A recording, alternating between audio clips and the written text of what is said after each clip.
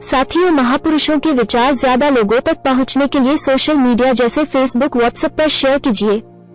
सभी बुद्धिमान और वैचारिक साथियों का great Indian leaders unread book YouTube channel में स्वागत है। साथियों, सबसे पहले मैं सभी महापुरुषों को नमन करता हूँ। साथियों, आज के समय में हमारे लोग महापुरुषों की किताबें पढ़ते नहीं हैं। इसी वजह से उन्हें सही गलत, दोस्त और दुश्मन की पहचान नहीं होती। लेकिन हमारे लोगों को सही इतिहास मालूम होना चाहिए। यही सोचकर मैंने यह प्रयास किया और मैं सफल भी हुआ।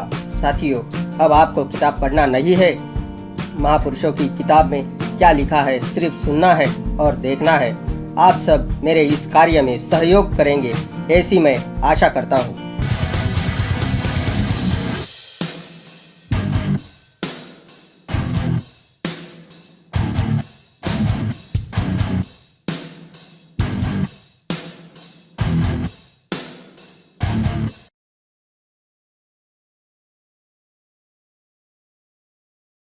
Doctor Baba Saheb Ambedkar writings and speeches Hindi volume 9। अस्पृश्यता अथवा भारत की बहिष्कृत बस्तियों के प्राणी। अंग्रेजी में यह 208 पेज की पांडुलिपि दूसरी प्रति है, जिसका शीर्षक है अनचेबल्स और the children of India's ghetto, अस्पृश्यता अथवा भारत की बहिष्कृत बस्तियों के प्राणी। यह पूरी पांडुलिपि स्वयं में एक स्वतंत्र पुस्तक स्वरूप है। इसके साथ एक विषय सूची मिलती है जो 4 खंडों में है। यह आगे 14 अध्यायों में विभक्त है। इन अध्यायों के क्रम में थोड़ा संशोधन करना पड़ा, जिससे उसे विषय सूची के अनुसार रखा जा सके। अध्यायों के शीर्षकों में कुछ एक संशोधनों को छोड़कर लेखक ने बाकी सारी सामग्री में कहीं कोई संशोधन नहीं किया है। संपादक। भाग 2, दलित उत्पीड़न। चैप्टर 6, अस्पृश्यता और अराजकता का भाग 4। हिंदू कहते हैं कि अस्पृश्य भी हिंदू है, लेकिन इसके बावजूद एक अस्पृश्य का शब्दाह हिंदुओं के शमशान में नहीं किया जा सकता। 7 जून 1946 के फ्री प्रेस से श्री एस वैद्यनाथ अय्यर से हमें एक पत्र प्राप्त हुआ है, जिसमें एक फौजदारी मुकदमे का हवाला देते हुए जनता का ध्यान उन क्रूर अत्याचारों की ओर आकृष्ट किया गया है जो हरिजनों को अस्पृश्यता के कारण भुगतने पड़ते हैं। इस मुकदमे में मदुरै के 2 हरिजनों को 4 महीने के कठोर कारावास की सजा इसलिए दी गई कि उन्होंने कुछ ऐसा काम किया था जिससे लोगों की भावनाओं को ठेस पहुंच सकती थी। श्री वैद्यनाथ अय्यर लिखते हैं, मदुरै के किसी हरिजन ने अपने सबसे बड़े लड़के का शवदाह नगर पालिका के शमशान में ऐसी जगह न कर जो हरिजनों के लिए आरक्षित थी, वहां बने एक शेड के नीचे उस जगह किया जो सवर्ण हिंदुओं के लिए आरक्षित थी। उस हरिजन का कहना है कि मुझे इस प्रकार के आरक्षण की कोई जानकारी नहीं थी, और यह कि उस समय बूंदाबांदी हो रही थी और यह जगह उस दूसरी जगह से अच्छी थी। उस समय किसी सवर्ण हिंदू ने कोई ऐतराज नहीं किया था और न इस बात का कोई प्रमाण है कि इस कारण किसी की भावनाओं को ठेस पहुंची थी। लेकिन मदुरै की पुलिस को जब इस घटना का पता चला, तब उसने उस लड़के के पिता और उसके किसी सगे संबंधी पर इस आधार पर मुकदमा चला दिया कि चूंकि हरिजन अस्पृश्य होते हैं, इसलिए ऐसे काम करने से लोगों की भावनाओं को ठेस पहुंच सकती थी। श्री अय्यर आगे लिखते हैं कि उन्होंने इस मामले की जानकारी मद्रास मंत्रिमंडल को दे दी है। 22 अप्रैल 1945 के सावधान से 18 मार्च 1945 को मुजफ्फरनगर जिले के फलोदा गांव में एक भंगी की मौत हो गई। गांव के भंगी उसके शव को शमशान ले गए। इससे त्यागी ब्राह्मण आग बबूला हो उठे और उन्होंने भंगियों को अपना मुर्दा हिंदुओं के शमशान में लाने की गलती करने के लिए खूब गालियां दी। भंगियों ने कहा कि वे भी हिंदू ही हैं और वे मृतक का शवदाह करेंगे, लेकिन ब्राह्मण कहाँ मानने वाले थे। उन्होंने भंगियों से कहा कि चाहे तुम हिंदू हो या मुसलमान, तुम अपने मुर्दे को गाड़ो, और अगर ऐसा नहीं किया तो हम ही तुम्हारे मुर्दे को जमीन में गाड़ देंगे। इस तरह धमकियां दी गईं, तो मारपीट के डर से उन्होंने अपना मुर्दा जमीन में गाड़ दिया। यहाँ सिर्फ इतनी सी बात नहीं है, यहाँ एक और बात भी ध्यान देने की है। सवर्ण हिंदू अपने मुंह का संस्कार जलाकर करते हैं। चूंकि हिंदुओं के रीति रिवाजों का जो उनकी श्रेष्ठता के प्रतीक है, अनुकरण करना अस्पृश्यों की उदंडता है, इसलिए उन्हें अपने शवों का संस्कार जमीन में गाड़कर ही करना चाहिए, चाहे वे इसे चाहें या न चाहें। अनिवार्य रूप से जमीन में गाड़कर शव का संस्कार करने की एक घटना का समाचार 6 जून 1924 के मिलाप में इस प्रकार छपा है। अस्पृश्यों में जागृति का मुख्य कारण हिंदुओं के द्वारा उन पर किया जा रहा अत्याचार है। मैं इस बात से अवगत नहीं था, लेकिन मुझे विभिन्न कार्यकर्ताओं से जो समाचार मिले हैं, उनसे मुझे बड़ा कष्ट हुआ है।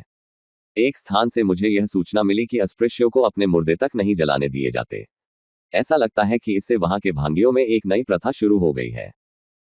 अब उन्होंने मुर्दे को जमीन में शायद इस कारण सिर के बल गाड़ना शुरू कर दिया है कि जिससे उनमें और दूसरों में अंतर रहे, जो आमतौर पर मुर्दे को चित लिटाकर गाड़ते हैं। भंगी सोचते हैं कि अगर वे दूसरों की नकल करेंगे तो उनके लिए अपमानजनक होगा।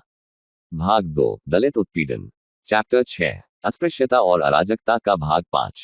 यज्ञोपवीत पहनना कुलीन होने की निशानी है। अस्पृश्यों ने भी अपने को कुलीन कहलाने के विचार से यज्ञोपवीत पहनना शुरू कर दिया। उत्तर प्रदेश के गढ़वाल जिले के रिंगवाड़ी गांव के सवर्ण हिंदुओं द्वारा अस्पृश्यों पर किए गए अत्याचार का समाचार 6 जून के नेशनल हेराल्ड में छपा, जो इस प्रकार है। गढ़वाल में चांदकोट में हरिजनों के 10 परिवार, जिनमें कुल मिलाकर 33 लोग हैं, सवर्ण हिंदुओं द्वारा सताए जाने पर लगभग 2 महीने तक इधर उधर मारे मारे फिरते रहने के बाद वहां के जिलाधिकारियों की सहायता से अपने गांव रिंगवाड़ी वापस आ गए।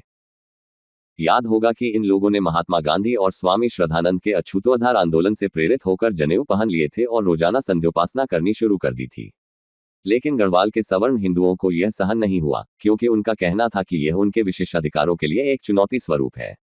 उन्होंने हरिजनों को सताना व उनका सामाजिक बहिष्कार करना शुरू कर दिया। उनसे कहा गया कि वे अपनी बारातों में डोली और पालकी का इस्तेमाल न करें। एक जगह 4 हरिजनों को पकड़कर उनसे जबरदस्ती एक भैंसा कटवाया गया और उन्हें उसका गोश्त खाने के लिए कहा गया। रिंगवाड़ी में इस तरह का अत्याचार अपनी चरम सीमा पर पहुंच गया, जब इन हरिजनों के लिए सभी झरने, जानवरों के चरने की जगहों आदि पर रोक लगा दी गई, जो सवर्ण हिंदुओं की बात मानने के लिए तैयार नहीं थे। इसके परिणामस्वरूप ही उक्त 10 परिवारों को और अधिक अत्याचार के डर से अपना गांव अंधेरी रात में छोड़ना पड़ा था। इसी तरह की और भी घटनाएं निम्नलिखित हैं।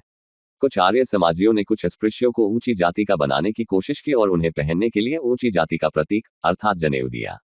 लेकिन अधिकांश सनातनियों को यह भी बर्दाश्त नहीं हुआ, क्योंकि उनके धर्म में अस्पृश्यों के लिए जनेऊ पहनने की इजाजत नहीं थी। इसीलिए सवर्ण हिंदू उन अस्पृश्यों पर अत्याचार करने लगे हैं जो जनेऊ पहनते हैं। आर्य समाजियों ने जम्मू राज्य के मीरपुर जिले के मोइला गांव में भगत हरिचंद की शुद्धि की और उसे जनेऊ पहनने के लिए दिया। वहां के हिंदू जाटों ने उसे सताना शुरू कर दिया और उससे जनेऊ उतारने के लिए कहा, लेकिन हरिचंद अपने धर्म पर अड़ा रहा। अंत में एक दिन जब भगत हरिचंद ने गायत्री पाठ समाप्त किया तो जाटों ने उसको पकड़ लिया और उसकी बुरी तरह से पिटाई की तथा जनेऊ तोड़कर फेंक दिया।